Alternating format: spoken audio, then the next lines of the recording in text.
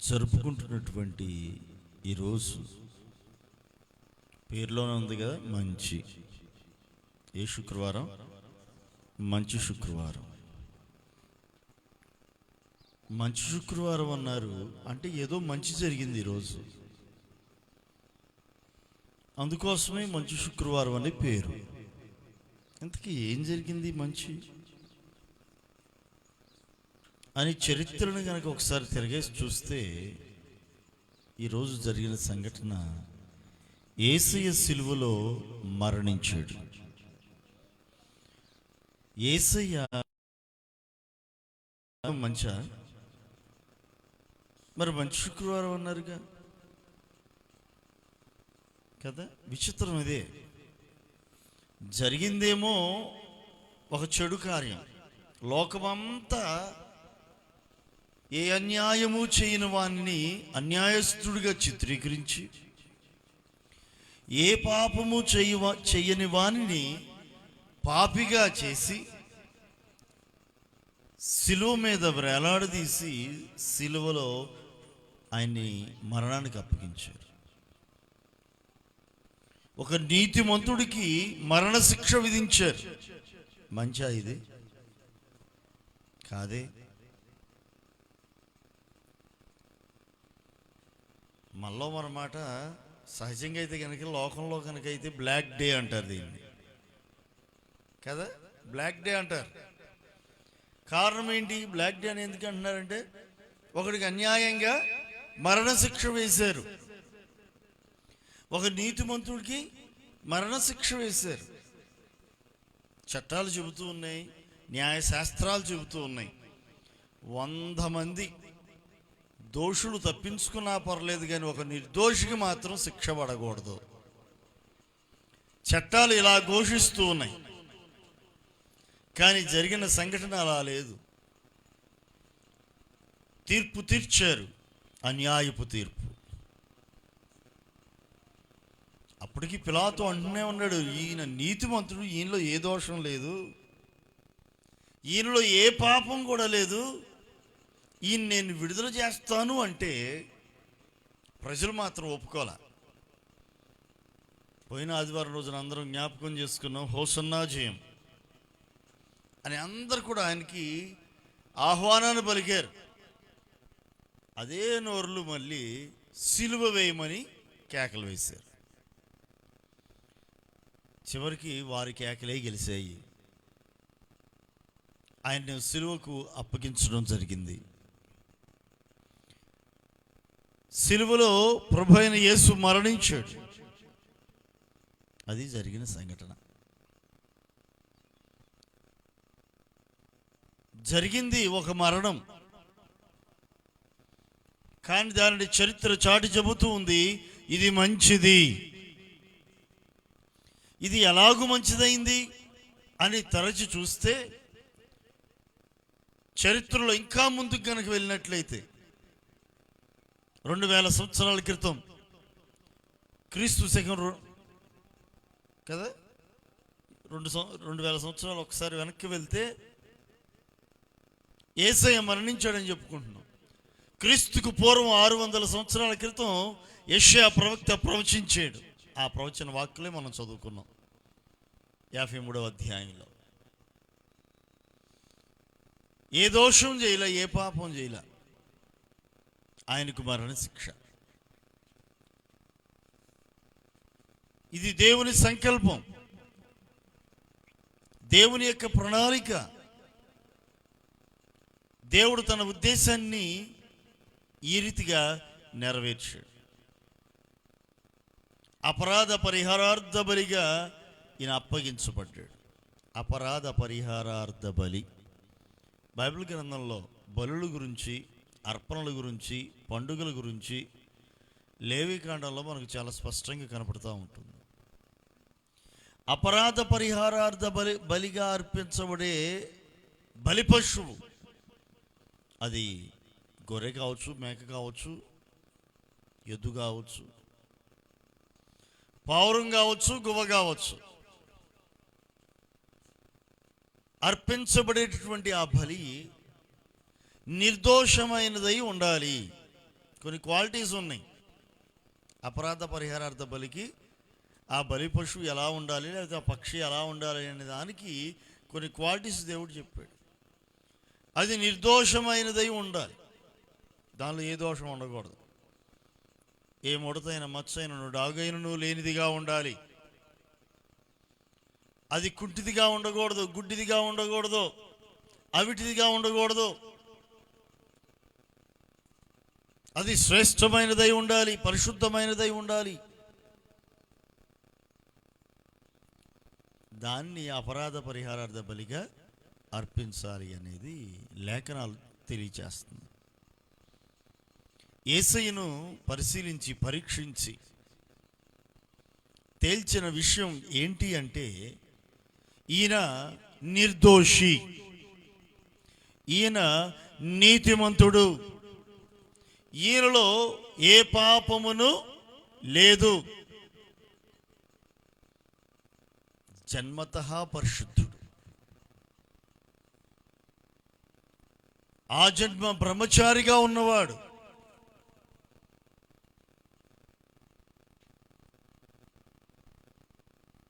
తనను తాను పరిశుద్ధుడిగా లోకమునకు కనపరుచుకున్నవాడు,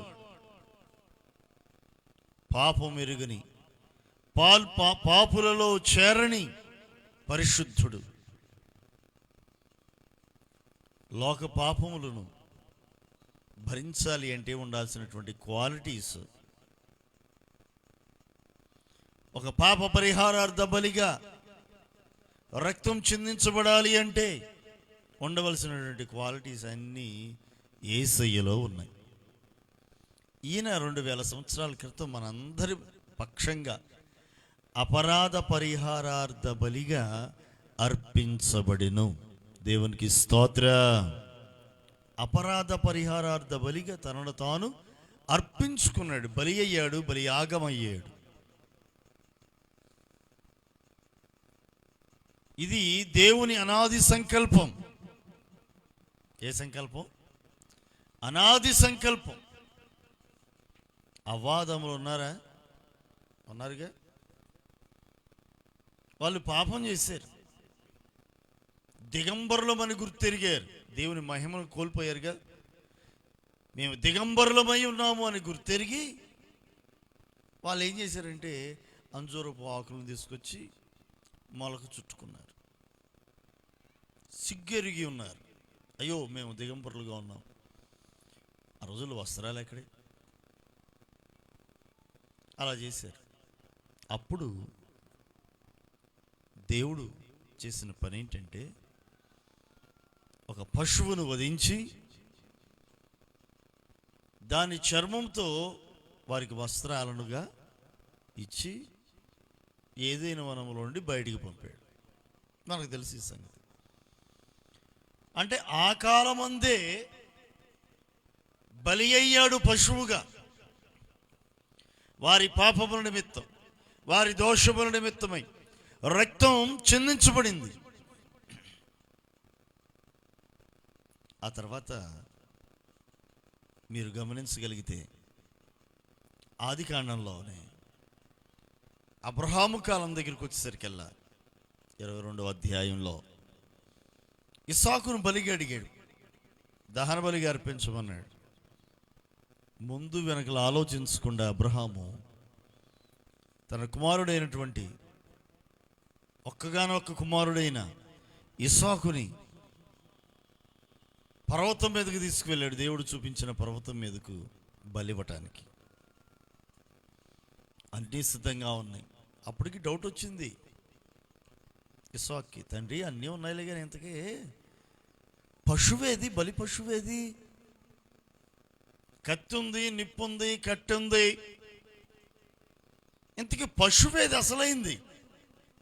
అబ్రహాము విశ్వాసంతో పలికాడు, బలికి పశువుని దేవుడు చూసుకుంటాడులే నాన్న, పద మనం వెళ్దాం అన్నాడు. అలానే వెళ్ళారు. చివరికి ఆ బలి పశువు ఎవరో కాదు, తానే అన్న సంగతి అక్కడికి వెళ్ళాక తెలిసింది ఇస్సాక్కి.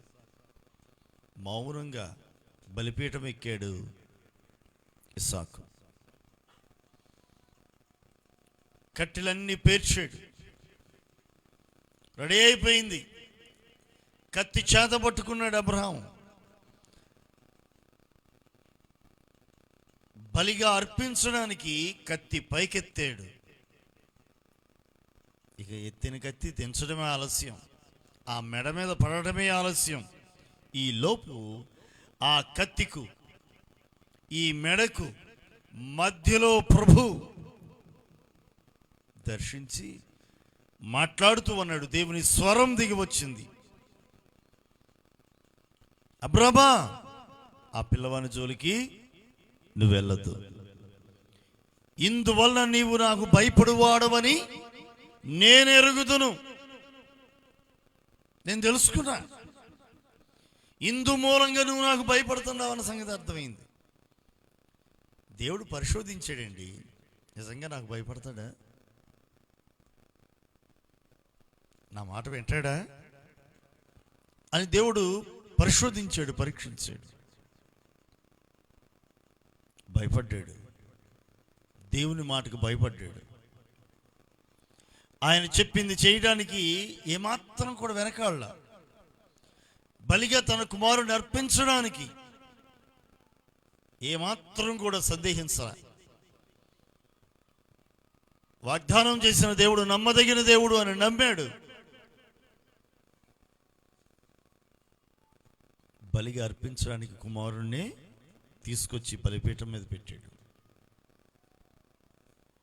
ఈ రోజుల్లో భక్తి చేసే వాళ్ళు ఎందరో ఉన్నారు, కానీ దేవునికి భయపడేవారు మాత్రం కొద్దిమందే. విశ్వాసులు అని చెప్పుకునేవారు ఎందరో ఉన్నారు, కానీ నిజముగా విశ్వాసంతో ఉన్నవారు కొద్దిమందే.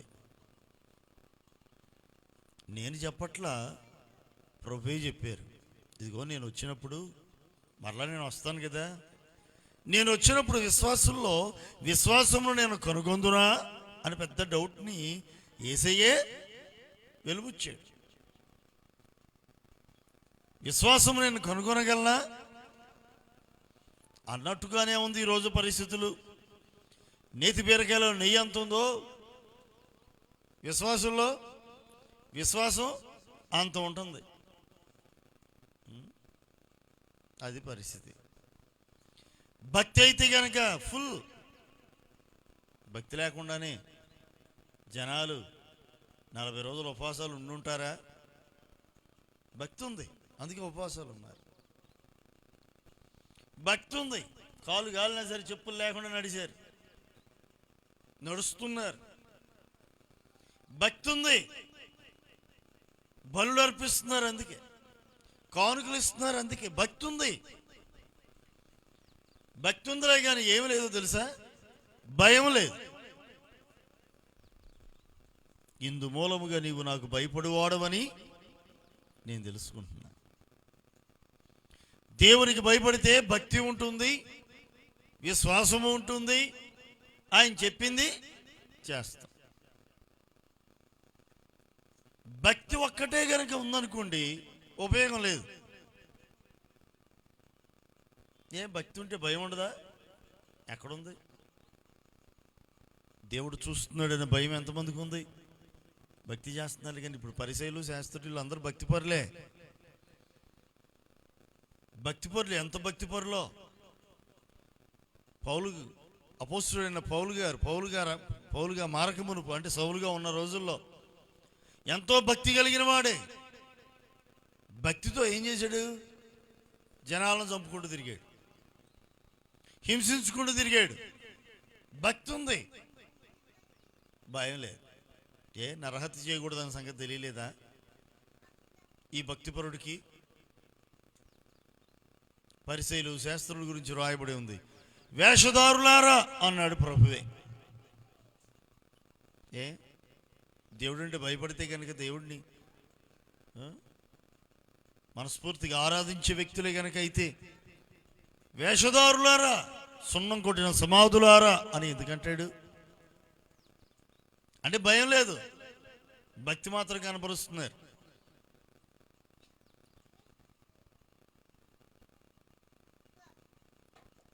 భక్తి ఉంది, అందుకోసమే ఒకడు లోపలికి వచ్చి సుంకరి పరిసైడు వచ్చాడు, శంకరేమో బయట ఉన్నాడు. ఆ శంకరతో అంటుంటాడు, శంకరం గురించి మాట్లాడుతూ, వాడికిలా కాదయ్యా నేను. నిజంగా దేవుడు భయము, ఆ భక్తి కనుక ఉంటే కనుక ఒకరితో ఎందుకు పోల్చుకుంటాం? భక్తి ఉంది. ఎంత భక్తిపరుడు అంటే అతను చెప్తూ అంటాడు, వారమునకు 2 మార్లు నేను ఉపవాసం ఉంటాను. మరి ఏమనుకున్నావు? వారానికి ఎన్నిసార్లు? 2 సార్లు ఉన్నాయి. ఎవరైనా ఉంటున్నారా? ఒక్కరోజు ఉంటే కష్టంగా అయిపోతున్నాయి ఈ రోజుల్లో. మేము 2 సార్లు ఉంటున్నా ప్రభు. మరి ఏమనుకున్నావు నేనంటే? ఎంత భక్తి చూసావా నేనంటే? ఎంత భక్తి చేస్తున్నాను? వారానికి ఎన్నిసార్లు? 2 సార్లు ఉంటున్నా. ఉపవాసం ఉంటున్నా, 40 రోజులు ఉపవాసం ఉన్నా. మరి ఏమనుకున్నావు? ఉపవాసమే. పొద్దునపూట 1 డజన్ ఇడ్లీ, సాయంకాలం 1 డజన్ ఇడ్లీ, మధ్యాహ్నంలోనేమో 1/2 కిలో ఉప్మా రవ్వ. మరి ఏమనుకున్నావు ప్రభు? అన్నం మెతుకు తింటలా నేను. మరి ఏమనుకున్నావు? ఏంటంట? అన్నం అంటే మెతుకు కొరగట్లేదంట, ఉపవాసం అంట. మధ్య మధ్యలో అప్పుడప్పుడేమో ఈ స్ప్రైట్లు, థమ్సప్లు, సాయంకాలం అయ్యేసరికల్లా జ్యూసులు. ఉపవాసం. మళ్ళీ ఏంటిది? దీనికి ఒక పేరు. ఏంటిదంట? ఉపవాసం. ఇంకేమో ఉపవాసం అండి. తినాల్సినవి తింటుండే కడుపు నిండా. అన్నీ ఉపేక్షించాల్సింది పోయి ఎక్కడ ఉపేక్షిస్తుంది? విడిచిపెట్టవలసినవి విడిచిపెట్టాలి, వాటిని విడిచిపెట్టట్లా కదా. కనికరం లేదు, ప్రేమ లేదు. కానీ నేను దశభాగం ఇస్తున్నాను, వారానికి 2 రోజులు ఉపవాసం ఉంటున్నాను, ఇట్లా చెప్పుకుంటూ వస్తున్నాడండి. ఇంతకీ ఇతని ప్రార్థన దేవుడు అంగీకరించాడా అని ఆలోచన చేస్తే, ఈ భక్తిపరుడు యొక్క ప్రార్థన పరలోకపు గవినికి కూడా చేరలా, అంచులకు కూడా చేరలా. ఇతని ప్రార్థనను ప్రభు అంగీకరించలా. అదిగో ఆ గుమ్మం దగ్గరే ఉండి, ప్రభు ఆకాశం తట్టు కనులెత్తుటకైనను ధైర్యం చాలట్లేదయ్యా నాకు, పాపినయ్యా నేను అని రొమ్ము కొట్టుకుంటూ ప్రార్థన చేశాడు సొంకరివాడు. అతని ప్రార్థనను దేవుడు అంగీకరించాడు. దేవునికి స్తోత్రం. దీన్ని బట్టి మనకి ఏమర్థం అవుతుందంటే, భక్తిపరులు ఉన్నారు. అబ్బో కొదువు లేదండి దేశంలో భక్తికి. ఎన్ని రకాలైన భక్తులు చేస్తున్నారు, రకరకాలైన భక్తులు. ప్రియమైనటువంటి దేవుని పిల్లరా, గమనించాల్సినటువంటి ముఖ్యమైన విషయం, నేటి దినాల్లో మనం భక్తి చేస్తున్నాం కానీ దైవభయం కలిగి ఉన్నామా?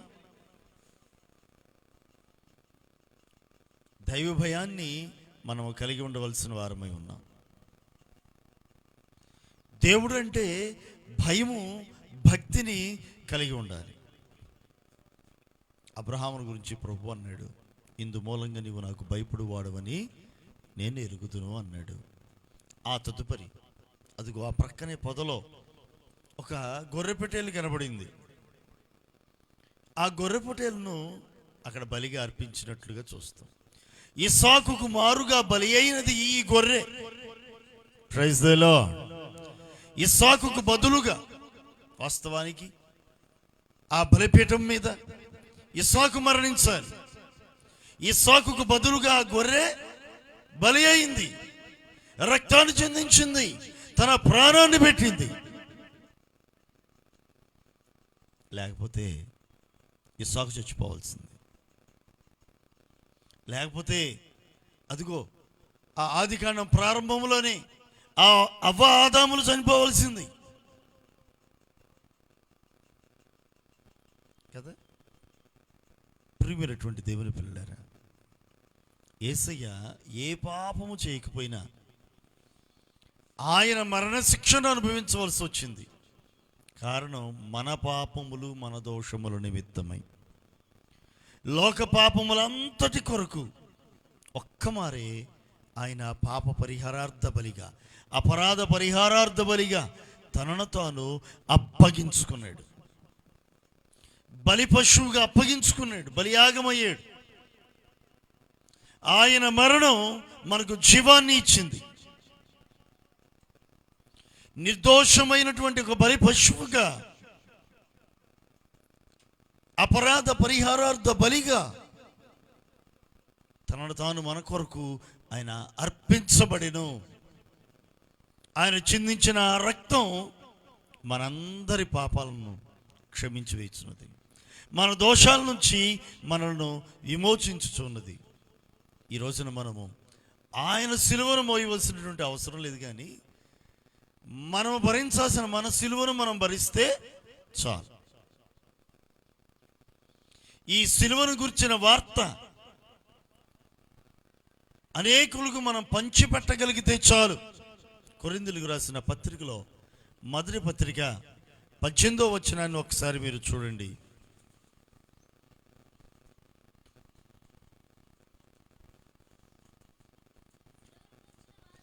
సిలువను గూర్చిన వార్త నశించుచున్న వారికి వెర్రితనము గాని, రక్షింపబడుచున్న వారికి మనకు దేవుని శక్తి. దేవునికి స్తోత్రం.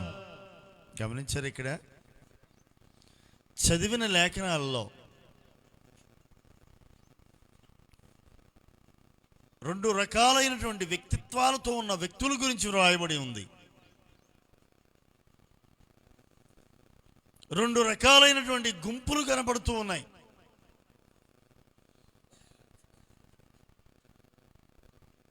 పద్దెనిమిదవ వచనంలో నశించుచున్నవారు, రక్షించబడుచున్నవారు ఉన్నారుగా. ఆ వచనంలో రెండు సమూహాలు, రెండు గుంపులు కనబడుతున్నాయి.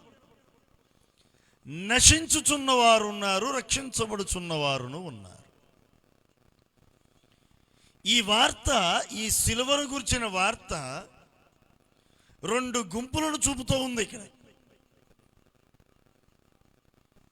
అదేంటంటే నశించుచున్నవారు. ఈ నశించుచున్న వారికి ఈ సిలువను గురించిన వార్త వెర్రితనముగా ఉన్నది. వీళ్ళకి ఎట్లా ఉందంటే వెర్రితనంగా ఉందంట సిలువను గురించిన వార్త. ఈ వార్త అనేకులకు వెర్రితనంగా ఉంది, పిచ్చితనంగా ఉంది. ఆ రోజుల్లో యేసయ్యని సిలువలో వేలాడుతూ ఉండగా రానువ వారు అల్లా, నిజంగా నీవు దేవుని కుమారుడివే గనక అయితే దిగిరా, నిన్ను నీవు రక్షించుకో, నీవు నీ తండ్రిని వేడుకుంటే పరలోక సైన్యమే దిగివచ్చి నిన్ను రక్షించును కదా అంటే వీళ్ళకి వెర్రితనంగా ఉంది.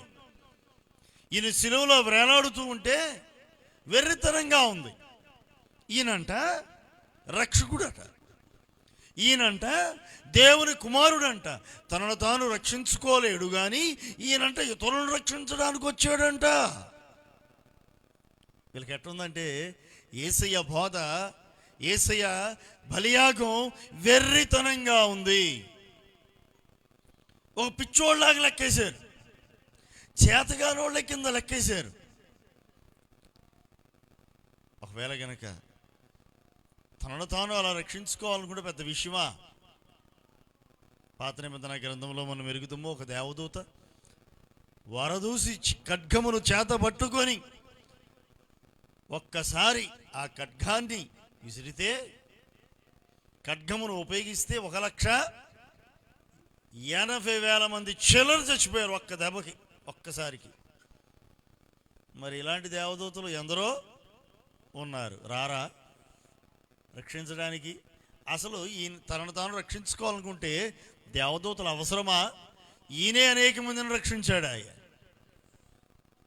ఫరో సైన్యం ఇశ్రాయేలును చంపాలని తరుముకుంటూ వస్తుంటే ఇశ్రాయేలుని ఆ రోజున రక్షించిన దైవము యేసు దైవము కాదా?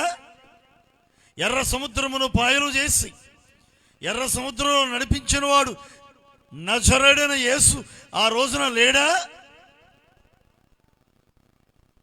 అగ్నిగుండములో షడ్రక్ మెషక్ అబేద్నెగోలతో 4వ వాడిగా ఉన్న ఆ దేవదూత ఈయన కాదా? సింహాల గుహలో దానియేలును రక్షించుటకై దిగివచ్చి సింహపు నోలను మూసిన దేవదూత ఈయన కాదా? Praise the Lord. ఎందరినో రక్షించాడు, ఎందరినో రక్షించుచూ ఉన్నాడు.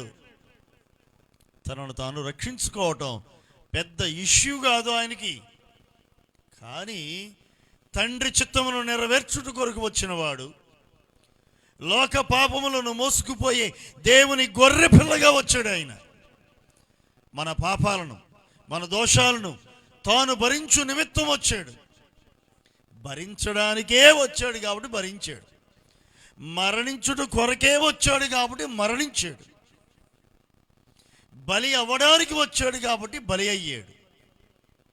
రక్షించుకోవాలనుకుంటే పెద్ద విషయంగా ముందే చెప్పాడు పేతురుతో, మనం యెరూషలేమునికి వెళ్ళబోతున్నాం, మనిషి కుమారుని పట్టుకుంటారు, హింసిస్తారు, శ్రమ పెడతారు, చంపేస్తారు, ఇవన్నీ చెబుతుంటే పేతురు అంటాడు కదా, ప్రభువా ఇవన్నీ నీకు దూరమగునుగాక అన్నాడు. తప్పేమని అన్నాడా? వాళ్ళు పట్టుకొని హింసిస్తారు, కొడతారు, చంపేస్తారు, నరికేస్తారు, ఇవన్నీ మాట్లాడుతూ ఉంటే ఆహా నా పక్షంగా మాట్లాడుతున్నాడు, నేనంటే ఎంత ప్రేమో అని అనుకోవాలిగా. కానీ యేసయ్య ఏమన్నాడు? సాతానా వెనక్కి పో. ఎలా వెనక్కి? మనుషుని కార్యములే నీవు ఆలోచిస్తున్నావు, దైవిక కార్యాల గురించి ఆలోచించు. మనిషి కుమారుడు పోవలసిన మార్గం అది, మనిషి కుమారుడు త్రాగవలసిన గిన్నె అది. దాన్ని దూరం అవ్వాలంటావు అంటే యేసయ్య గనక మరణించకపోతే మనకు రక్షణ లేదుగా. సాతానుడు చూసారా, సాతానుడు ఉద్దేశాలు మనకు రక్షణ ఉండకుండా చేయాలని. ఇవన్నీ నీకు దూరమగునుగాక. ఆయన వచ్చిందే మన కొరకు మరణించడానికి, బలి అవటం కొరకు తనను తాను అప్పగించుకుంటున్నాడు. అట్లాంటిది నన్ను రక్షించమని దేవదూతలారా దిగిరండి అయ్యా అని ఎందుకంటాడు కదా. కానీ జనాలకు అర్థం కాల, నిజంగా ఈయన దేవుని కుమారుడే, ఈయనే రక్షకుడు, మనం ఎదురు చూస్తున్నటువంటి మెస్సియా ఈయనే అన్న సంగతి కనుక గుర్తించినట్లయితే సిలువకు అప్పగిస్తారా? అప్పగించరు. గుర్తించలేక ఈయనే మనం ఎదురు చూస్తున్నటువంటి రాజు, అభిషిక్తుడు, మన విమోచకుడు ఈయనే అన్న సంగతి తెలిస్తే ఎందుకు సిలువకు అప్పగిస్తారు? ఈ రోజున మనం ఉన్నాం, యేసయ్య మన రక్షకుడు మనం ఎరిగి ఉన్నాం. మనం అంటాం కదా, ఆ రోజున కనుక నేనుంటేనా యేసయ్య మీద కొరడ దెబ్బ వండితున్నా, యేసయ్య అన్ని మాటలు అన్నెత్తాను నేను అని మనం అంటాం. ఎందుకంటే మనకు తెలుసుగా, మనకు తెలుసు కాబట్టి అలా అంటాం మనం.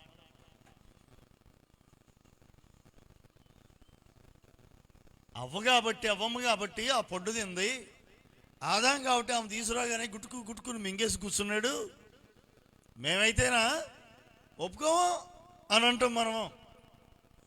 వాళ్ళకి తెలియక ఏదో చేశారండి.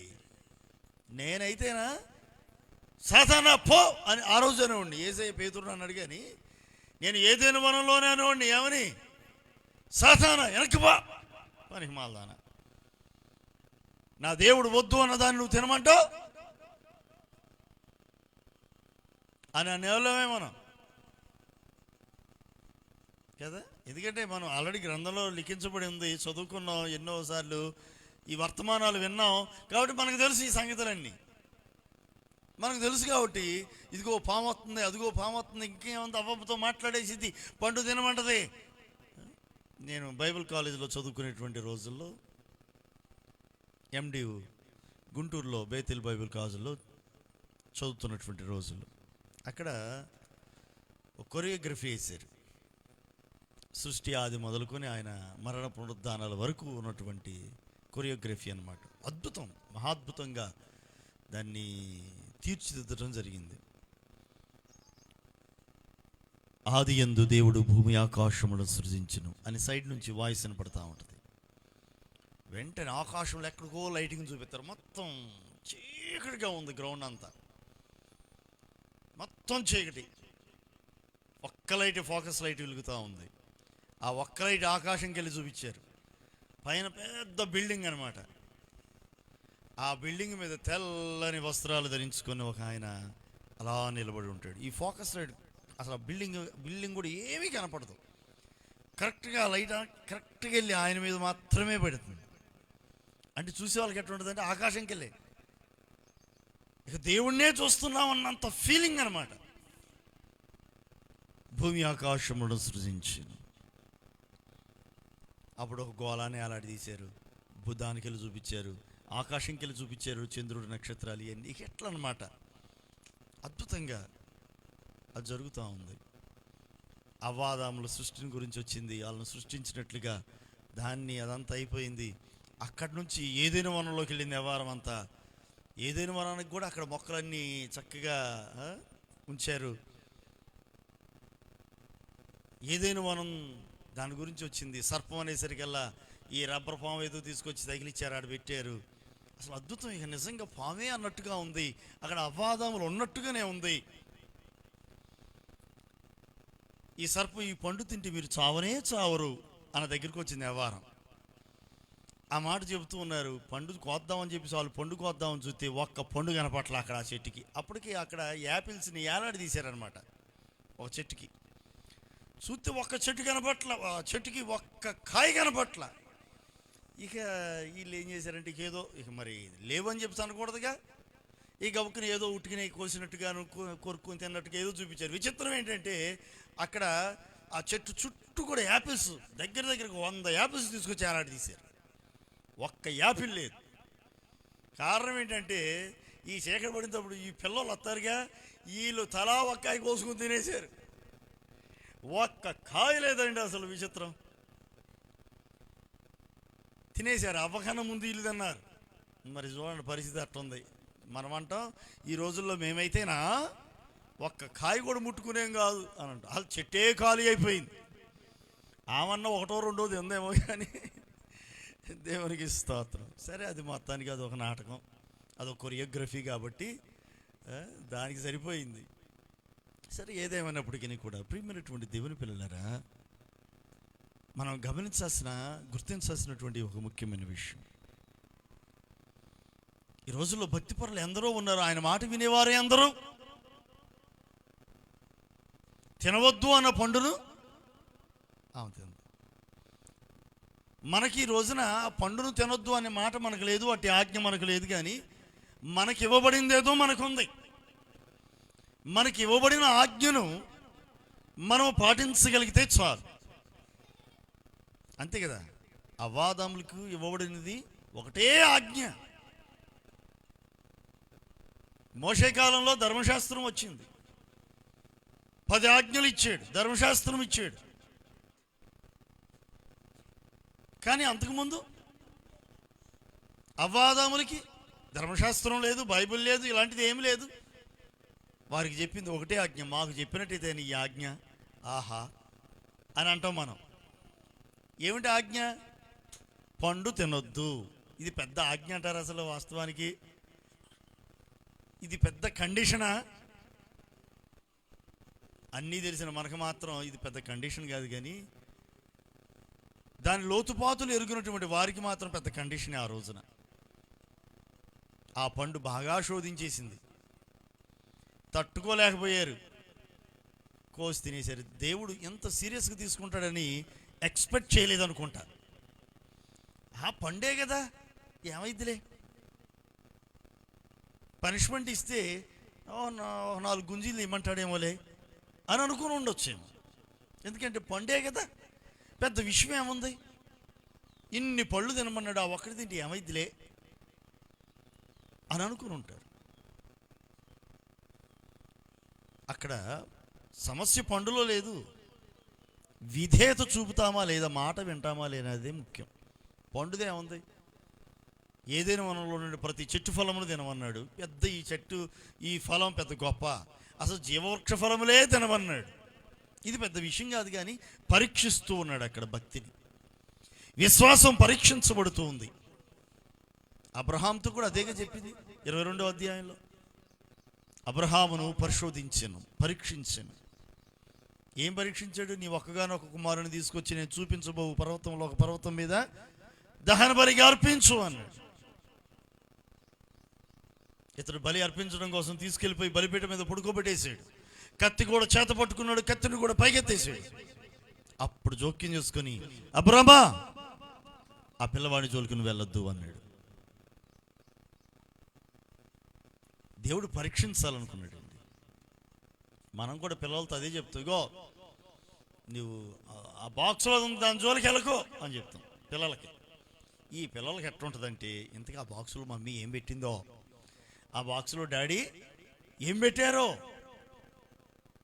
అరే దాని జోలికి వెళ్ళొద్దురా, ఏమనుంటే నేను వచ్చాక చూస్తా అని చెప్పి వెళ్తారు. విషయం ఏంటంటే వాళ్ళ కోసం తెచ్చినయే, కానీ మనం ఏం చేస్తామంటే దాని జోలికి వెళ్ళి నేను వచ్చేంత వరకుండు అని చెప్తాం. వీళ్ళకి ఆరాటం ఆగదుగా. వీళ్ళకి ఆరాటం ఆక ఏం చేస్తారు, వచ్చేసరికల్లా ఓపెన్ చేసేకి ఉంటారు. మన కోపం వచ్చింది, నేను వద్దన్న పని ఎందుకు చేసావు, నేను వచ్చాక ఇచ్చేవాడినేగా, వాళ్ళ కోసం తెచ్చిందే మనం. కానీ వాళ్ళు తీసుకున్నారో అది కాదు విషయం. అక్కడ మాట వినలేదే అనేది బాధ, అంతే కదా. అదే కదా, మాట వినుట శ్రేష్టం.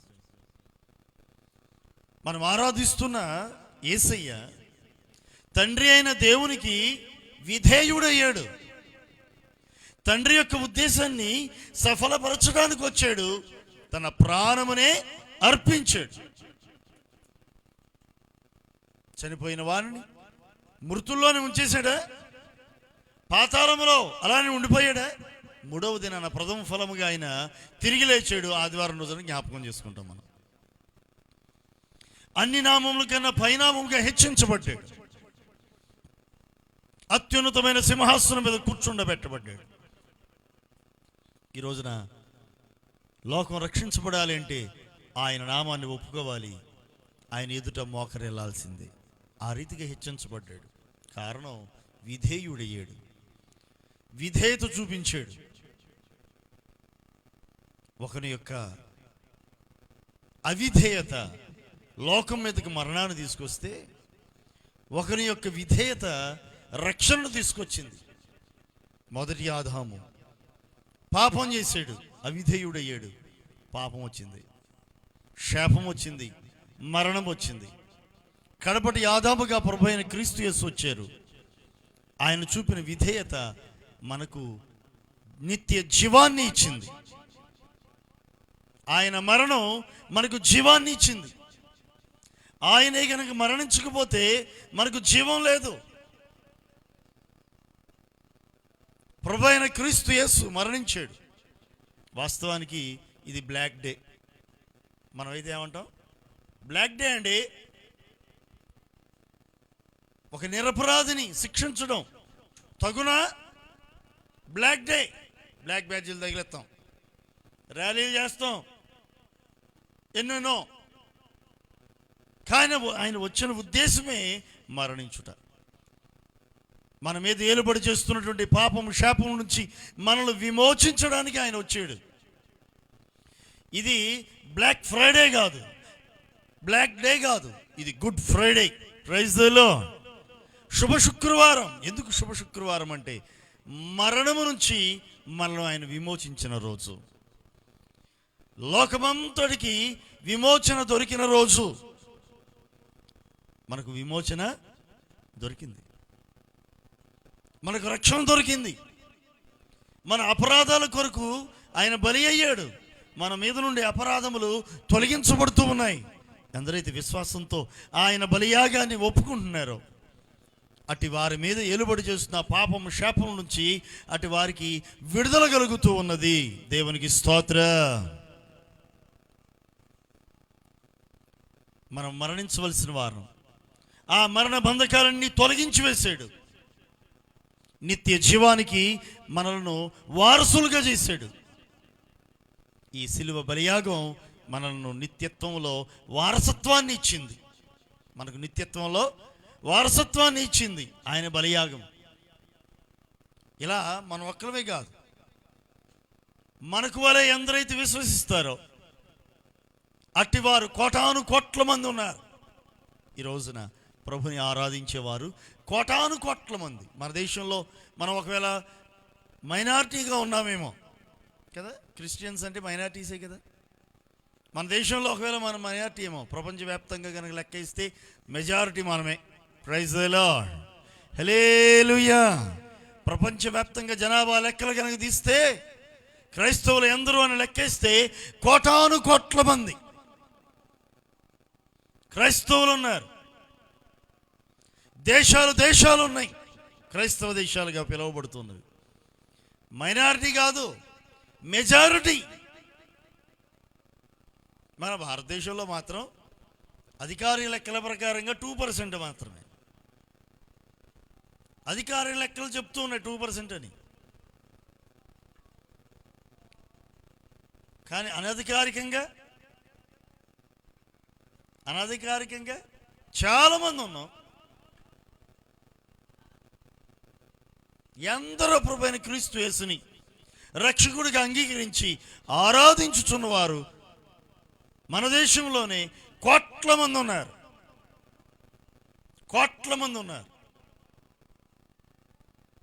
ఈ రోజున ఎందరో బైబిల్స్ పట్టుకొని దేవుని మందిరాలకు వెళుతున్న వారు ఎందరో ఉన్నారు. తెలంగాణ ప్రాంతంలో ఇప్పటికే చాలా ఆంక్షలు బయలుదేరిపోయినాయి. కరోనా కదా, ఆంక్షలు, గుడ్ ఫ్రైడే, ఈస్టర్, ఆ తర్వాత వచ్చేటువంటి ముందు వెనకల ఆల్రెడీ పోయిన సోమవారమా ఎప్పుడో జరిగింది హోలీ. కానీ ఇవన్నీ కూడా ఉత్సవాలు జరుపుకోవడానికి, పండుగలు జరుపుకోవడానికి వీలు లేదు, బహిరంగ మీటింగ్స్ పెట్టుకోవడానికి వీలు లేదు, రంజాన్కి కూడా వీలు లేదని చెప్పేసి ఆల్రెడీ వచ్చేసి చాలా చర్చెస్, పెద్ద పెద్ద చర్చిస్ ఆన్లైన్లో ఆరాధనలు మీరు వీక్షించండి అని అనౌన్స్మెంట్లు కూడా చేశారు. ఇప్పుడు సతీష్ కుమార్ గారు ఉన్నారు, వేల మంది వెళ్తారు వారి చర్చికి. మరి అంతమంది వస్తే ఈ ఆంక్షలకు కుదరదు, కష్టం కదా. ఆన్లైన్ అన్నారు. ఆరాధన అంతా మీరు ఇదిగో ఫేస్బుక్లో చూడండి, వాట్సాప్లో చూడండి, యూట్యూబ్లో చూడండి. అంటే ఈ రోజున ఈ ఆంక్షల వల్ల ప్రతి ఇల్లు కూడా ఒక ఆలయంగా మారింది. Praise the Lord. ప్రతి ఇల్లు ఆలయమైంది. ఒక్క మందిరం మూయబడిందేమో కానీ ఎన్నో గృహాలు తెరవబడ్డాయి. లేకపోతే గృహాలన్నీ మూతలపడాయి, ఈ మందిరం ఒకటి తెరవబడి ఉండేది. కానీ ఈ ఆంక్షల వల్ల ప్రతి ఇల్లు దేవుని ఆలయంగా మారిపోయింది. ఎన్ని క్రైస్తవ కుటుంబాల్లో ఈ రోజున ఆరాధనలు జరుగుతూ ఉన్నాయో, కలిసి ప్రభుని ఆరాధిస్తూ ఉన్నారు కదా. ఇలా ఎన్నో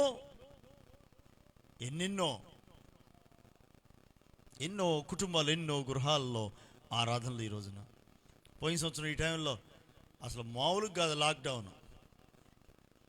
అసలు పండగలకు అసలు కనీసం ఈ మాత్రం అన్నా మనం కూడుకున్నాం. కానీ పోయిన సంవత్సరం అయితే కనుక అస్సలు లేదు, మరీ ఘోరం. ఒక బజార్ నుంచి ఇంకో బజార్కి వెళ్ళడానికి కూడా వీలు లేని రోజులు కదా పోయిన సంవత్సరం. బజార్కి మధ్యలో కంచెలేసేసారు. ఊరు సంగతి తర్వాత ఒక ఊరిలోనే బజార్కి కూడా వీలు లేకుండా పోయింది. తిరువూరులో ఇక్కడ నుంచి భోసం సెంటర్కి వెళ్ళడానికి ఎంత కష్టమైపోయింది, బస్ స్టాండ్కి వెళ్ళడానికి ఎంత కష్టమైపోయింది కదా. పోయిన సంవత్సరంతో పోల్చుకుంటే ఈ సంవత్సరం చాలా బెటర్. దేవునికి స్తోత్రం. మన ఏపీలో బెటరు. ఏది ఏమైనప్పటికీ క్రీస్తు యేసు మరణం, ఈ మరణ వార్త అనేకుల్లో ఒక నూతనమైన శక్తిని నింపుతూ ఉంది. ఆయన మరణం మనకు జీవాన్ని ఇచ్చుచూ ఉన్నది. ఆయన మరణం మనకు విమోచననిస్తూ ఉంది. అదే ఇక్కడ రాయబడి ఉంది కొరింథీయులకు రాసిన పత్రికలో. సిలువను గూర్చిన వార్త నశించుచున్న వారికి వెర్రితనంగా ఉన్నది, కానీ రక్షింపబడుచున్న వారికి ఇది దేవుని శక్తి. Praise the lord. ఇది దేవుని శక్తి. మనలో ఒక నూతనమైన శక్తిని నింపుతూ ఉంది ఈ వార్త. ఏ వార్త? సిలువను గురించిన వార్త. ఆయన నా కొరకే మరణించాడు అనే వార్త మనలో ఒక నూతన ఉత్తేజాన్ని నింపుతూ ఉంది. ఆయనే కనుక మన కొరకు మరణించకపోతే మనము మరణమనే కాడి కింద ఉండేవారు, పాపమనే కాడి కింద ఉండేవారు, శాపమనే కాడి కింద ఉండేవారు, రోగమనే కాడి కింద ఉండేవారు కదా. ఆయన పొందిన దెబ్బల చేత మనకు స్వస్థత కలుగుతూ ఉంది. ఆయన మరణం మనలో జీవాన్ని ఇస్తూ ఉంది, అది నిత్య జీవమై ఉంది. ఎందరైతే ఆయన అంగీకరిస్తున్నారో వారందరూ కూడా ఆయన పిల్లలయ్యే అధికారాన్ని ఇచ్చినట్లుగా యోహాను సువార్తలో మనం చూడగలుగుతాం. మనం ఆయన పిల్లలమే కనుక అయితే క్రీస్తుతోడి వారసులం, అంతే కదా. పిల్లలు వారసులే కదా, దాసులు కాదే. మనం కనుక పిల్లలమయ్యాము అంటే క్రీస్తుతో కూడా దాసులం కాదు, ఎవరు మరి? వారసులం, పరలోక రాజ్యపు వారసులం. వారసత్వం మనకు వచ్చేస్తుంది. ఏ వారసత్వం అంటే పరలోకం. మనం పిల్లలం, విశ్వసిస్తే మనం పిల్లలం, మనం నమ్మగలిగితే పిల్లలం, నమ్మకపోతే వెర్రితనంగా కనపడిద్ది. ఆయన శిలువ మరణం ఎప్పుడో 2000 సంవత్సరాల క్రితం కదా, అంతేలే, అట్టే చెప్తారు ఇట్టే చెప్తారు నమ్మలేదు అనుకోండి, అది వెర్రితనంగా అనిపిస్తూ ఉంటుంది. ఇంకను ఆ పాపంలో నిలిచిన వారముగా ఉంటాం, ఇంకను ఆ శాపం క్రిందే, ఆ మరణం క్రిందే మనం ఉండేవారిగా ఉండాల్సి వస్తుంది. ఎందరైతే ప్రభువైన క్రీస్తు యేసు యొక్క మరణ పునరుద్ధానాలను విశ్వసిస్తూ ఉన్నారో వారందరికీ నిత్య జీవాన్ని ఆయన అనుగ్రహించుచూ ఉన్నారు. దేవునికి స్తోత్రం. ఈ రోజున ఎందరో ప్రభువైన క్రీస్తు యేసునందు విశ్వాసం ఉంచి రక్షించబడుతూ ఉన్నారు, రక్షణ పొందుతూ ఉన్నారు, పరలోక రాజ్యపు వారసులుగా మారుతూ ఉన్నారు. నమ్మిన వారు రక్షించబడుతున్నారు, నమ్మిన వారికి ఏ శిక్షా విధి లేదు. నమ్మినవాడు రక్షించబడుతూ ఉన్నాడు, నమ్మనివాడు మాత్రం తన అపరాధాల్లో తన పాపములో ఇంకను నిలచి ఉంటూ ఉన్నారు. ఇదిగో ఇక్కడ ఈ కొరింథీయులకు రాసిన పత్రికలో 2 గుంపులు కనపడుతూ ఉన్నాయి. ఒక గుంపేమో నశించుచున్న వారి గుంపు, వారికేమో ఈ సిలువను గురించిన వార్త వెర్రితనంగా ఉంది, క్రీస్తును గురించిన వార్త వెర్రితనంగా ఉంది. నిజమే, వెర్రితనంగా ఉంది. ఏమంటున్నారు? ఇది తెల్లవాళ్ళ దేవుడు అండి, ఈ క్రిస్టియానిటీ మంద కాదు, తెల్లవాళ్ళ దేవుడు. బ్రిటిష్ వాళ్ళు వచ్చారా? వచ్చిన వాళ్ళు ఉట్టుకునే పోయారనుకున్నారా?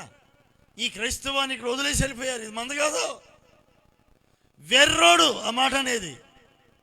ఓరి వెర్రివాడ అని యేసయ్య అన్నాడు చూసారా, ఆ మాట అనాల్సి వస్తుంది.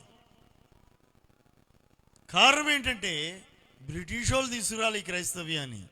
2000 సంవత్సరాల క్రితం యేసుప్రభు వారి శిష్యుల్లో ఒకడైనటువంటి తోమ భారతదేశానికి తీసుకొచ్చాడు క్రీస్తుని గురించిన వార్త, ఈ సిలువ వార్తను తీసుకొచ్చాడు.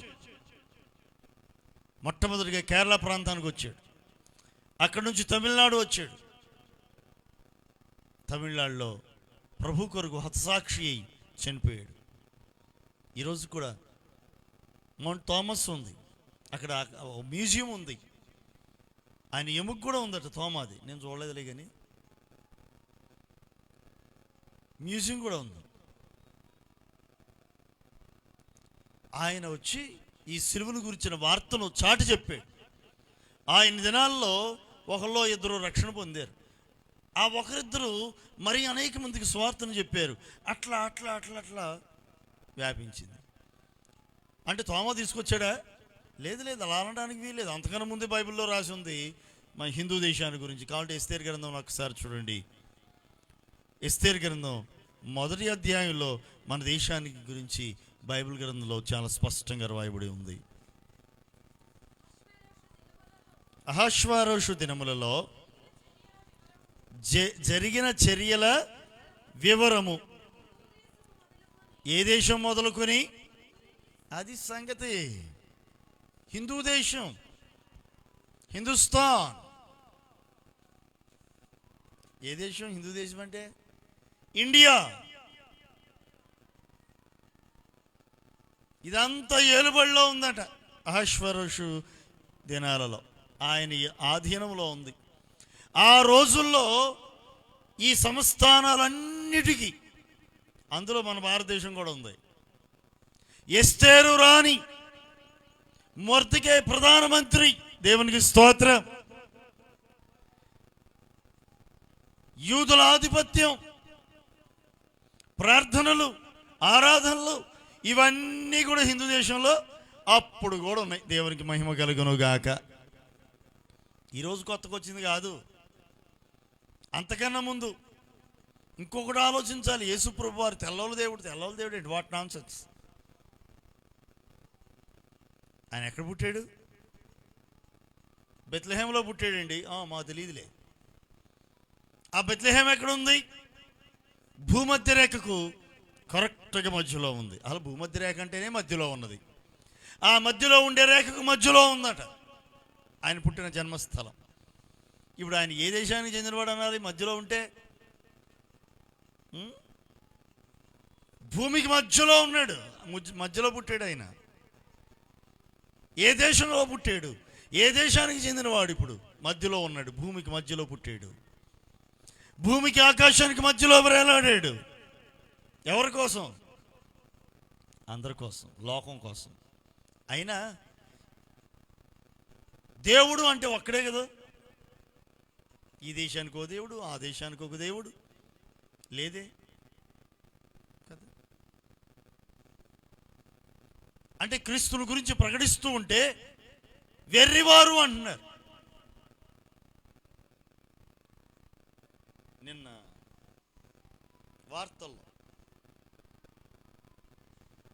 వార్తల్లో గోవును పూజించని వాడు భారతీయుడు కాదు అని స్టేట్మెంట్స్. పూజించకపోతే ఎవరు కాదట?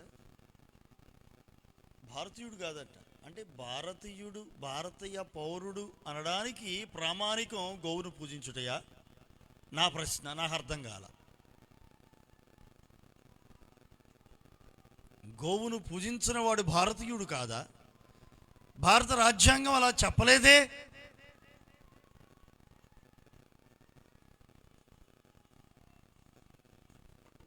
భారత రాజ్యాంగం అలా చెప్పట్లా. ఎవరికి నచ్చిన దేవుడిని వారు పూజించవచ్చు, ఆరాధించవచ్చు అనే స్వతంత్రాన్ని ఇచ్చింది మన భారతదేశం. ఎవరిష్టం వారిది. నీకు నచ్చిందా నువ్వు చేసుకో. నిన్ను కాదని ఎవరన్నారు? నిన్ను కాదంటే కదా బాధ. నాకు నచ్చింది నేను చేసుకుంటా. నన్ను కాదంటానికి నువ్వెవరివి? నిన్ను కాదంటానికి నేనెవరిని? ఎవరికి నచ్చిన మార్గంలో వారు వెళతారు. నువ్వు భారతీయుడు కాదు అని నన్ను అనడానికి నీ రైట్స్ ఏంటి? నీకున్న అధికారం ఏంటి అని అనాలనిపించింది. కానీ అది టీవీ అయ్యింది. అది టీవీ. వాళ్ళు చెప్పింది ఏదో రికార్డ్ చేసి దీనిలో వినిపించారు. నా మనసులో మెదిలిన ప్రశ్న అనమాట అది. ఆ ప్రశ్నని రాత్రి వచ్చిందని ఇప్పుడు మీ ఎదుట ఉంచాను అంతే. దీన్ని ఎవరన్నా కనుక చూస్తామంటే వారికి కూడా వినపడుతుంది. దేవునికి స్తోత్రం. నేను ఇంకోహలతో అన్నా, ఎందుకులేండి ఇప్పుడు అది. దేవునికి స్తోత్రం. ఆయన నోటి వరకు వచ్చిందిగా అంటాలే.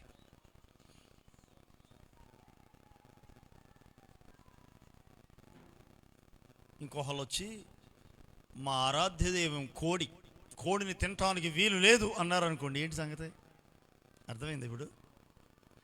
మా ఆరాధ్య దైవం కోడండి, కోడి. ఇంకోహలు వచ్చి మా ఆరాధ్య దైవం చేప, మత్స్యమును కోసుకుని తినుటకు మీరేపాటి వారు అని అన్నారు అనుకోండి. ఏంటి సంగతి? మా ఆరాధ్య దైవం వరి. కాబట్టి మీరు వరి పంట వేయవద్దు, దానిని కొయ్యవద్దు, మిల్లులు వేసి దాన్ని ఇబ్బంది పెట్టవద్దు వరిని. ఆ బియ్యాన్ని మీరు నీళ్ళల్లో పెట్టి ఉడకబెట్టవద్దు, అది వేదన పడుతుంది. ఏది? బియ్యపు గింజ. దాన్ని మీరు అలా ఉడికిస్తే దాని ప్రాణం ఏమవును? కాబట్టి మీరు అలాగ చేయుట మంచిది కాదు, కాబట్టి మీరు ఇకను దాన్ని తినవద్దు అని అంటే ఏమవుదు? వంకాయకి ప్రాణం లేదా? మరి దాన్ని కోసుకొని మరి తింటే ఇట్ట చెప్పుకుంటూ పోతే ఎన్నైనా మాటలే కదండి, ఎన్ని మాటలైనా చెప్పవచ్చు. వాస్తవ పరిస్థితుల్లోనికి మనం ఆలోచించవలసిన వారమై ఉన్నాం. సరే, వాళ్ళ గురించి నాకు అనవసరం, వారి ఆలోచన వారిది, నా ఆలోచన నాది. నా ఆలోచన కాదు, నీ ఆలోచన కాదు, పక్కనోళ్ళ ఆలోచన కాదు అని బైబిల్ ఏం చెప్తుంది? పశువుల గురించి, పక్షులను గురించి, మొక్కలను గురించి, ఫలములను గురించి ఏమని చెప్తుంది అని ఆలోచన చేస్తే బైబిల్ ఏం చెప్తుందంటే తినుటకు ఆహారముగా దేవుడిచ్చాడు. తినడానికి ఆహారంగా ఇచ్చాడంట మనిషికి. నిరభ్యంతరముగా తినవచ్చును, ఏమి లేకుండా, అభ్యంతరం ఏమీ లేకుండా తినవచ్చు. పేతురుతో అన్నాడు, నేను పవిత్రపరిచాను, నువ్వు అపవిత్రము అనొద్దు అన్నాడు. దేవుడు పవిత్రపరిచాడు. దేవునికి స్తోత్రం. సరే, ఏదేమన్నప్పటికీ కూడా యేసయ్య ఏ ఒక్కరికో దేవుడు కాదు, కానీ లోకానికి వెర్రితనంగా ఉంది. నశించుచున్న వారికి వెర్రితనాన్ని గురించి నేను మాట్లాడుతూ ఉన్నాను. ఈ క్రీస్తుని గురించి ప్రకటిస్తూ ఉంటే, ఈ బైబిల్ వాక్యాన్ని ప్రకటిస్తూ ఉంటే అనేకులకు ఎలా ఉంది? వెర్రితనంగా ఉంది. భక్తి చేస్తూ ఉంటే వెర్రితనంగా ఉంది. వెర్రితనంగా ఉంది. జనాలకి ఎట్టుంది? వెర్రితనంగా ఉంది. నేను 25వ ఏట సేవలోనికి వచ్చాను. ఇప్పుడు నాకు 40 సంవత్సరాలు. నా 25వ ఏట పేరువంశలో పరిచర్యను ప్రారంభించాను. ఇక్కడికి వచ్చాక ఒక 3-4 సంవత్సరాలు అవుతుంది ఇక్కడ స్టార్ట్ చేసి. 15 సంవత్సరాల క్రితం పేరువంచలో స్టార్ట్ చేశాను. దేవుడు ఘనమైన పరిచర్యను అక్కడ జరిగిస్తూ ఉన్నాడు. దేవునికి మహిమ కలుగునుగాక. పరిచర్యకు వచ్చినటువంటి తొలిటి దినాలలో వీడికి పిచ్చి పట్టిందిరా అన్నారు నన్ను. చదువుకున్నావుగా, బాగానే చదువుకున్నావుగా,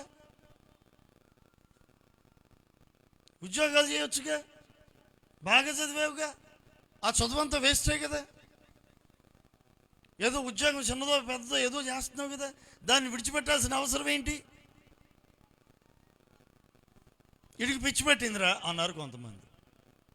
వీడికి మెంటలెక్కింది అంటున్నారు. వీడికి వెర్రి పట్టింది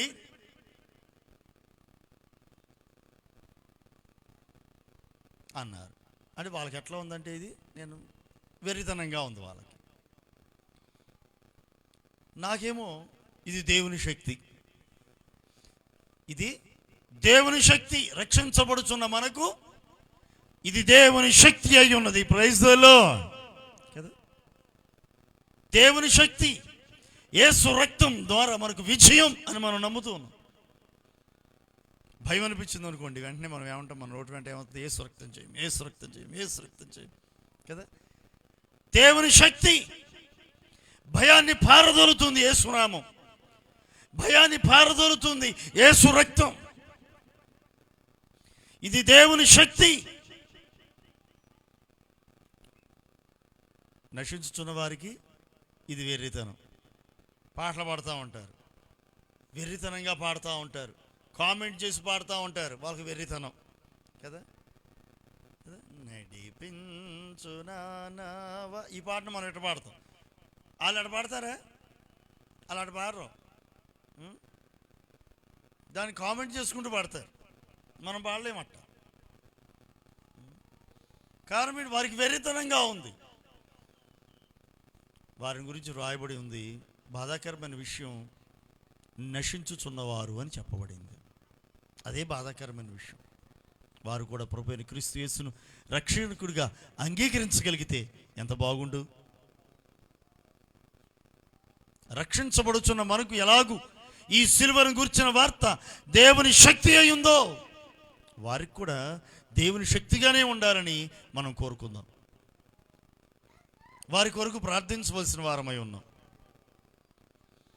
ఈ సిలువను గురించిన వార్త, ఆయన మరణమును గురించిన వార్త మనలో శక్తిని నింపాలి, మనలో ధైర్యాన్ని నింపాలి. ధైర్యాన్ని నింపుతుంది, ఎందరో విమోచిస్తుంది ఈ సిలువ యాగం. ఈ వార్త అనేకులను రక్షణలోనికి తీసుకొస్తుంది. సిలువ వేయబడిన క్రీస్తును మేము ప్రకటించుచున్నాము అన్నారు. పునరుద్ధానుడైన క్రీస్తును మేము ప్రకటించుచున్నాము అన్నారు. సిలువ వేయబడి పునరుద్ధానుడైన క్రీస్తు యేసును మనం ప్రకటిస్తున్నాం. ఆయనే మనకు శక్తి, ఆయనే మనకు ఆధారం, ఆయన కృపే మనకు ఆధారమైంది. ప్రభా, నీ కృప లేకుండా మేము బ్రతకలేమయ్యా. నీ కృప మమ్మల్ని రక్షిస్తుంది ప్రభువా. నిజంగా వాస్తవానికి మనం పరలోక రాజ్యానికి వారసులవుటకు ఏమాత్రం కూడా అర్హం కాదు.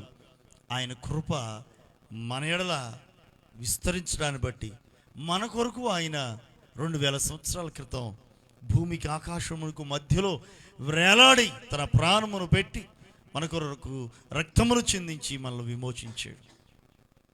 అపరాధ పరిహారార్థ బలిగా అర్పించుకున్నాడు తనను తాను. ఆయన తనను తాను ఒక బలియాగముగా అవడాన్ని బట్టి మనకు రక్షణ కలిగింది. ఆయన బలియాగమే మనకు రక్షణ తెచ్చింది. ఆయన బలియాగమే మనకు జీవాన్ని ఇచ్చింది. ఆయన మరణం మనకు జీవాన్ని ఇచ్చింది. దేవునికి మహిమ కలుగును గాక. Praise the Lord. ఆయన మరణం మనకు జీవం. కోటాను కోట్ల మంది ప్రజలు ఆ ఒక్కరి యొక్క మరణాన్ని బట్టి మరణమును తప్పించుకున్నారు, జీవంలోనికి దాటిపోతూ ఉన్నారు. ఈ సిలువను గురించిన వార్త మన జీవితాల్లో వ్యర్థం కాకూడదని, ఇది మన జీవితాల్లో సఫలం అవ్వాలని, ఆయన సిలువ యాగం మన జీవితంలో ప్రభావితమై ప్రబలమై రక్షణకు దారి తీయాలని ప్రభువు కోరుకుంటూ జ్ఞాపకం చేసుకోమన్నాడు. మనం జ్ఞాపకం చేసుకుంటున్నాం. ఈ రోజున ఆయన మోసిన సిలువను మనం మోయాల్సిన పని లేదు, కానీ మనం మోయాల్సిన సిలువ మనకుంది. మనం మోయవలసిన దాన్ని మనం మోయగలిగితే చాలు. మనకున్నటువంటి బాధలు, మనకున్న శ్రమలు, మనకున్నటువంటి అవమానాలు, నిందలు, నువ్వు క్రైస్తవుడు అయ్యావా, క్రైస్తవుడు అయినందుకు ఒకవేళ హింస అనుభవిస్తూ ఉంటే, శ్రమను అనుభవిస్తూ ఉంటే, ఆ నామమును బట్టి నీవు ప్రభుని మహిమపరచవలసి ఉన్నదని వాక్యం చెబుతుంది. కనుక మనం భరించాల్సిన సిలువ మనకు ఉంది. మనకున్న సిలువలు మనకున్నాయి. వాటిని భరించగలిగితే చాలు. అంతే తప్ప ప్రభా నువ్వు మోసిన సిలువలు నేను కూడా మోస్తానయ్యా అని చెప్పేసి మనమేం చెక్క సిలువలు చేసుకొని మనం ఏం మోయాల్సిన అవసరం లేదు. ఈ రోజున ఆ అవసరం లేదు. మనందరి కొరకు ఆయన ఒక్కమారి ఆయన సిలువలో బలి అయ్యాడు. ఈ రోజున మనం సిలువ ఎక్కాల్సిన పని లేదు, మేకులు కొట్టించుకోవాల్సిన అవసరం మనకు లేదు. మనం చేయాల్సిన పని ఒక్కటే, అదేంటంటే ఆ సిలువ చెంతకు రాగలగాలి. విశ్వాసంతో ప్రభా నీ సిలువ యాగం నా కొరకే అని కనుక మనం ఒప్పుకోగలిగితే నిశ్చయంగా మనము ఆ సిలువ రక్తం ద్వారా విమోచించబడిన వారమవుతాం. మన మీద ఏలుబడి చేస్తున్నటువంటి పాపము, శాపము, మరణము అని వాటి నుండి మనం తప్పించబడగలుగుతాం. ఈ సిలువను గురించిన వార్త మన జీవితాలకు శక్తిగా నిలిచి ఉంటుంది. ఈ శక్తిని పొందుకొని రాను దినాల్లో మనము ఆయన మహిమ కొరకు నిలుచుదుముగాక. దేవుడు అట్టి కృపను చేరవచ్చిన మీ అందరికీ అనుగ్రహించునుగాక. ఆమేన్. అందరూ మోకరించండి, ప్రార్థన చేస్తాను. పరిశుద్ధుడా మా యేసయ్య, మీ ఘనమైన నామానికి కృతజ్ఞతలు, స్తోత్రాలు చెల్లిస్తున్నాం తండ్రి. ఈ శ్రేష్టమైన సమయంలో నీ సిలువను గురించినటువంటి అయ్యా వార్తను మేము ధ్యానం చేసుకుంటూ వచ్చాం. నీ సిలువను గురించిన వార్త మాకు శక్తి అయి ఉన్నది, మాకు విమోచన అయి ఉన్నది, మాలో జీవాన్ని నింపుతూ ఉంది. నీ సిలువను ఆశ్రయించి నీ పాదాల దగ్గరికి మేము వస్తూ ఉన్నాం. నీ కల్వరి రక్తములో మమ్మల్ని కడిగి శుద్ధి చేయండి. మీ రక్త ప్రోక్షణ మా మీద ఉంచండి. మేము నమ్ముతూ ఉన్నాం, విశ్వసిస్తున్నాం.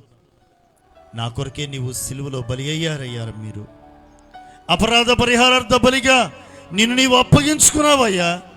మేము నమ్ముతూ ఉన్నాం, విశ్వసిస్తూ ఉన్నాం. నీ బలియాగం మా జీవితాల్లో వ్యర్థం కాకూడదయ్యా. మా దేశం కొరకు ప్రార్థిస్తూ ఉన్నాం. మా దేశంలో ఇంకెందరో ప్రభు రక్షణ పొందవలసిన వారు ఉన్నారు అయ్యా. మా దేశం గురించినటువంటి భారాన్ని మీరు మాలో ఉంచారు. మా దేశం ప్రభు నీ సొత్తుగా మారాలయ్యా. ఇదిగో నీ పరిశుద్ధ గ్రంథములో మా దేశమును గురించి మీరు లిఖించారు. నీ జీవ గ్రంథంలో కూడా మా దేశ ప్రజలు ప్రభువా వారి పేర్లు లిఖించబడాలని ఆశతో ప్రార్థిస్తూ ఉన్నాం. మా దేశం కొరకే ప్రభా ప్రార్థిస్తూ ఉన్నామయ్యా. మా దేశం రక్షించబడాలయ్యా. మా దేశ ప్రజలు రక్షించబడాలయ్యా. ఏ ఒక్కరూ నశింపకూడదు. నీ శిలువ బలియాగం వ్యర్థం కాకూడదయ్యా. నీవు ఏ ఒక్కరికో దేవుడువు కాదయ్యా. ఏ ఒక్క జాతికో నీవు దేవుడువు కాదయ్యా. ఏ ఒక్క దేశానికో నీవు దేవుడువు కాదయ్యా. లోకమంతటికి నీవు దేవుడువు. లోకమంతటికి నీవు దేవుడువు ప్రభువా. మేము నమ్ముతూ ఉన్నాం. అనేకులు ప్రభువా ఈ సిలువను గురించిన వార్త విషయమై వెర్రితనముగా ఎంచుతూ ఉన్నారయ్యా. దయతో వారిని మీరు క్షమించండి అయ్యా. అటు వారి కొరకు ప్రార్థిస్తూ ఉన్నాం. క్షమించండి, రక్షించండి. అంతటా అందరూ మారు మనసు పొందాలి. పరలోక రాజ్యపు వారసులుగా మారాలి. నిత్య జీవానికి వారసులు అవ్వాలి. అటు కృపను భాగ్యాన్ని దేవా మీరు దయచి ప్రతి కుటుంబం రక్షించబడాలి. మరణము నుండి తప్పించబడాలి. నరకాగ్ని గుండము నుంచి తప్పించబడాలి. నిత్య జీవానికి పరలోక రాజ్యానికి వారసులవ్వాలి. ప్రభా నీ బలియాగాన్ని జ్ఞాపకం చేసుకుంటున్నాం. లోకమంతటి కొరకే ప్రాణాన్ని పెట్టారు. నీ బలియాగం ప్రభా ఏ ఒక్కరి జీవితాలను కూడా వ్యర్థం కాకుండానట్లుగా సఫలపరచండి తండ్రి. ఉద్దేశం సఫలమగునుగాక. తండ్రి ఉద్దేశం సఫలపరచు తండ్రి. మీ ఉద్దేశాలు నెరవేర్చండి. ఏ ఒక్కరు కూడాను నాశనంలోనికి వెళ్ళకూడదయ్యా. నాశనకరమైన గుంటలో పడకూడదయ్యా. ఇదిగో నశించుచున్న వారికైతే ఈ సిలువను గురించిన వార్త వెర్రితనంగా ఉంది. ఎవరైతే వెర్రితనంగా చూస్తూ ఉన్నారో వారందరి జీవితాల్లో ఈ సిలువను గురించిన వార్త దేవుని శక్తిగా మారాలి. సిలువ శక్తిగా మారాలి. ఆ రీతిగా మీరు కార్యాలు చేయమని బ్రతిమలాడుతూ ఉన్నారు. నశించుచున్న గుంపులో ఏ ఒక్కరు ఉండకూడదు. రక్షించబడుతున్న వారి గుంపులో మేము ఉండాలయ్యా. రక్షించబడుతున్న వారి గుంపులో మేము ఉండాలి. ఆ దిశగా కార్యాలు చేయండి. తీర్పులో నీ ఎదుట ప్రభువా నిందారహితులుగా నిలవగలగాలయ్యా. అందుకొరకే మీ సిలువ చెంతకు మేము వస్తూ ఉన్నాం. సిలువ చెంతకు మేము వస్తూ ఉన్నామయ్యా. మీ సిలువ నీడలో మమ్మల్ని నిలపండి. సిలువలో కార్చిన రక్తంలో మమ్మల్ని కడగండి. మమ్మల్ని శుద్ధి చేయండి. మా ప్రతి పాపము నుంచి శాపము నుంచి మమ్మల్ని విమోచించండి. నీ మరణాన్ని గురించి జ్ఞాపకం చేసుకుంటూ ఉన్నాం. నీ మరణం మాకు జీవాన్ని ఇచ్చుచున్నది. నీవు పొందిన శిక్ష మమ్మల్ని విమోచించుచు ఉన్నది. దేవా మా ఎడల మీరు చూపిన ప్రేమ కొరకు కృతజ్ఞతలు, స్తోత్రాలు. నీ ప్రేమ అనేకులకు వెర్రితనంగా మారిపోతూ ఉన్నదేమో దేవా. నీ ప్రేమను గుర్తించగలిగేటటువంటి మనస్సులను ప్రతి బిడుగును మీరు దయచేయండి. కృపలతో నిలపండి దేవా. నీ రాకడ ఆలస్యమైతే మరలా నీ పునరుద్ధానముల గురించి కూడా జ్ఞాపకం చేసుకుంటూ ధ్యానించుతూ నిన్ను మహింపరచగలిగేటువంటి కృపను భాగ్యాన్ని దయచేయండి. ఒకవేళ నీ రాకడే కనుక సమీపిస్తే, మా పోకడే కనుక సమీపిస్తే, ఎత్తబడే సంఘములో మేఘముల మీద ప్రభుని ఎదుట నిలిచి నిన్ను ఆరాధించగలిగే భాగ్యాన్ని కూడా మీరు మాకు దయచేయమని సర్వశక్తి గల యేసు నామం పేరట ప్రార్థించి అడిగి వేడుకుంటున్నాం తండ్రి. ఆమేన్. ఆమేన్. మన తండ్రి అయిన దేవుని యొక్క ప్రేమ, ఆయన కుమారుడు మన రక్షకుడైన క్రీస్తు యేసు కృప, పరిశుద్ధాత్మ దేవుని అన్యోన్య సహవాసం ఇప్పుడు ఎల్లప్పుడూ ఆయన అక్కడ పర్యంతం వరకును చేరువచ్చిన అందరికి తోడై ఉండి ఆయన కృపలో బలపరిచి ఆయన నిత్యత్వమునకు వారసులుగా మనలందరిని చేయనుగాక. ఆమేన్. అందరికి వందనాలండి. Praise lord.